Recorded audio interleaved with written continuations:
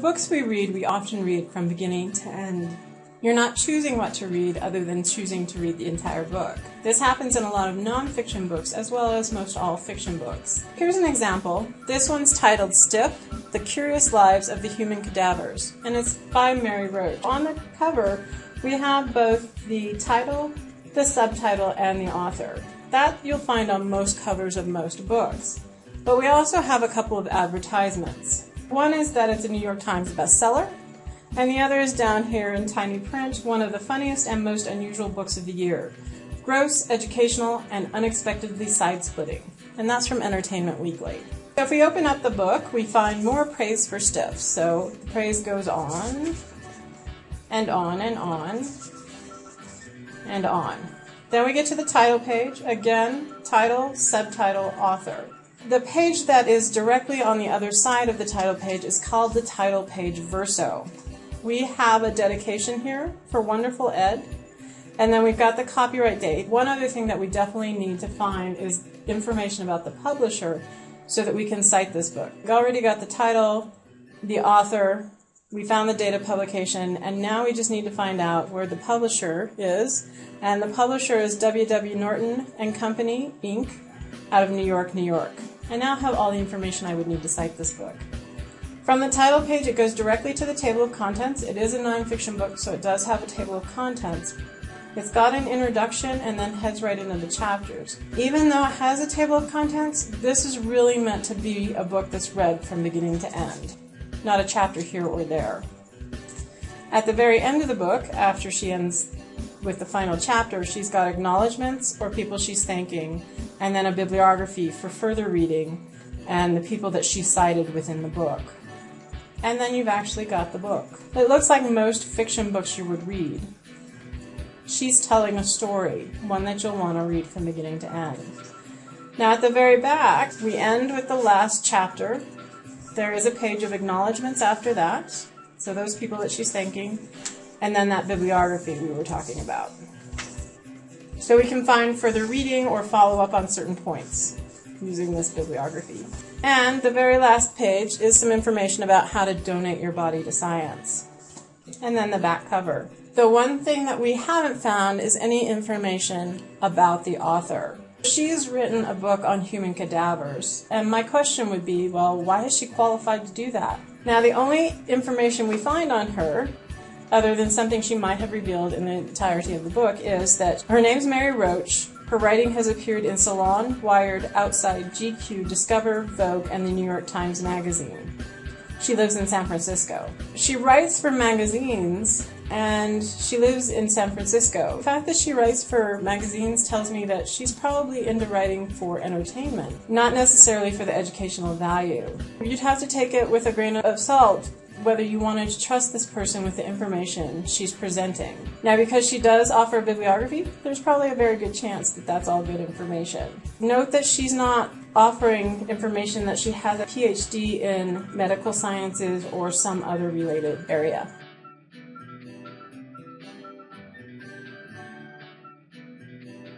Here's another nonfiction book. The title of it is Fables and the Art of Leadership. It's got a subtitle, Applying the Wisdom of Mr. Rogers to the Workplace. It sounds like it's kind of a business book on leadership. The other thing that we find on the cover are the two authors, Ian A. Mitroff and Donna D. Mitroff. There's no advertisements on this one, so I'm wondering if this might be a more academic book than the last one we looked at. Opening up the front cover. Now, we don't come directly to the main title page. This one first starts with what's called a bastard title page, which just has the main title on it. When we flip that page, we get what's the true title page, and this one has the title, subtitle, authors, and then it's got the publisher. We've got 3 of the elements that we need for our citation, but we need 2 more elements, being the copyright date and the place that the publisher resides. We've got a copyright date of 2012. Looking down next, we find that we've got the publishers, Palgrave Macmillan, which matches what we saw on the main title page, and they are located in New York, New York. We have a dedication page, and it says this book is dedicated to the memory and life of Fred McFeely Rogers. Then we have the table of contents, not abnormal with a nonfiction book. This time we have quite a few more elements than just content of the book. So we've got a list of figures and tables, the preface, acknowledgements, introduction, and then we actually get to the content of the book. Flipping on and looking at the end of the contents, after the chapters end, we have exercises, additional readings, about the authors, Fred Rogers biography, notes, bibliography, and index. We've got a lot of information here. The list of figures and tables simply gives us some information about where we would find illustrations in the book. Now sometimes you'll have a foreword before a preface. The foreword is not written by the authors of the book. It's written by somebody who's well known in the field, saying this is a worthwhile book to be published in the field and that the authors can be trusted. Now the preface is actually by the authors, and what they're writing about in the preface is their justification for writing this book and basically for you for reading it. Why are they adding to all the information that's already out there? Is there something new about what they're adding? And the answer to that should be yes. So flipping over, we then get to acknowledgements, who they're thanking for the help in writing this book, and then we finally get to an introduction. Now, an introduction in an academic book may serve several purposes. It may give you terms that you need to know. It may give you an introduction to a discipline you're not familiar with.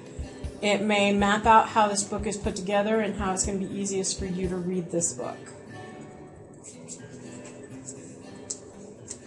And then after the introduction, the actual book starts. Now, the table of contents is going to be really important in an academic book. It's going to help you figure out where you want to be in the book. Because unlike a book that you read from beginning to end, most academic books are presenting a lot of information, and it's not really meant to be taken in from beginning to end. Certainly you could read a book like this from beginning to end. But more likely you're going to be writing a paper on courage and leadership in the business world. So you're going to be coming here and just reading a chapter on courage. So you would find that chapter, find what page it starts on, and just read that chapter. You'll need to know to use the table of contents to figure out where you're going in the book. Now, the other thing that you can use to navigate within the book, especially an academic book, is an index. In the book we had before, Stiff, which is a nonfiction book, we didn't have an index. It didn't tell you where to find certain things. But now we have an index because the authors are well aware that you might just want to come down and find out all the information they have on the Myers-Briggs test and communication. So they're going to give you all the places that that's mentioned in this book. It also gives us a bibliography, so we've got more information on where to find things. The other thing that I'll want to pay close attention to is about the authors.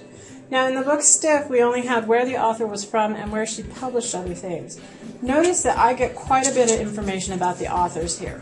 It's important that we know who these people are and whether they're qualified to be telling us what they're telling us. Donna received her PhD in education and a master's in special education from the University of Pittsburgh. Okay, I'm going to be questioning right there why she's writing a book on leadership in business. Then it goes on to say she is currently the president and founder of the Children's Media Consulting Group. Okay, so she does have some experience in business. This is good. I can read through the rest of it. Right now I'm going to flip and look at Ian's biography. So he spent his entire career using interdisciplinary approaches. That doesn't really tell me anything. He was an emeritus professor from USC. While at USC, he was the Harold Quinton Distinguished Professor of Business Policy in the Marshall School of Business. Now that's a big deal. So we know a little bit more about this author and whether we should trust him or not with the information he's giving us. Those are the main components that you're going to want to look at in an academic book, other than reading the actual information that you're going to need for your paper or your research project. Make sure to look at the authors, and make sure when you're in the book to go ahead and get all that citation information that's so important.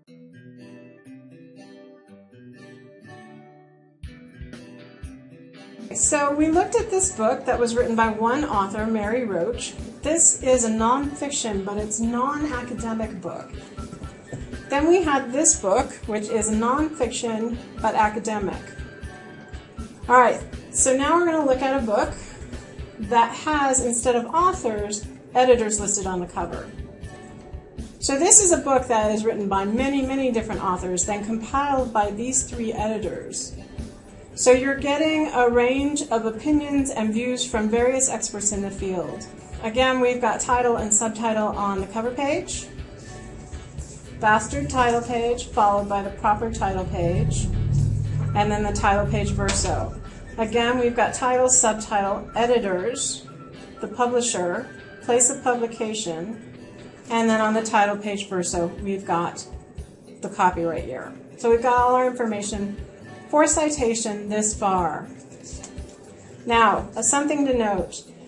There are 2 places of publication listed here. When you have 2 places of publication listed on the title page, use the first one for your citation. Ignore the second one or third or fourth or how many there are. Just use the first one. So we'd use Cheltenham, UK. Now, in the contents, we have information about the editors, the list of contributors, the preface, and then the main part of the book. And then at the very end, we have an index. So when you're using a book for your research that it has chapters that are written by various authors, you need a couple more pieces of information for your citation. First, you need the title of the chapter, the author of the chapter, and the page numbers that the chapter is on. So let's say we were looking at this chapter, number 6, by Jerry Simpson. So we need to take note that the chapter author is Jerry Simpson. International Criminal Justice and the Past is the chapter title. And then this chapter actually appears starting on page 123 and going all the way through page 144. And then on page 145, the new chapter starts. So we've got our about the editors information. So again, we can look and see if their qualifications seem to match what they're talking about. The same with the contributors. So let's say I was looking at the chapter by Geoffrey Skillen. So he's a former Director General of Legal Services, Australian Defence Force, and Principal Legal Officer, Office of International Law, Attorney General's Department. He is the current chair of the National Advisory Committee on International Humanitarian Law, Australian Red Cross. So we've got 2 things here. One, his work history and his current workplace. So that's giving us the fact that he has and is currently working in the area on which he's talking about. And 2, he does volunteer work in that capacity as well. Again, we've got a preface, and that's giving us the information on why the authors, or in this case the editors, think that this book is worth publishing and why it's necessary to the field. So if we flip the page, we've got the authors of the preface, which are the editors of the book, Boaz, Shabazz, and Scharf. And then the actual book starts. So again, we're going to use the table of contents to navigate the book, because chances are we don't want to read this entire book. Maybe we're really interested in terrorism and international criminal law. If we look through the chapters, we find that Chapter 8 is in fact a book on terrorism and international criminal law, questions of incoherence and illegitimacy, by Ben Saul. Now I want to go read some more about Ben Saul and then flip to page 190, because all I'm going to do is read that chapter. And then at the very end, I can also navigate this book by using the index. So in this case, I'm going to look at terrorism and see what we've got under terrorism in this book. So even though there's an entire chapter on it by Ben Saul, we've got it mentioned other places on page 10, 31, 45, and 233. So I would probably check out those pages as well.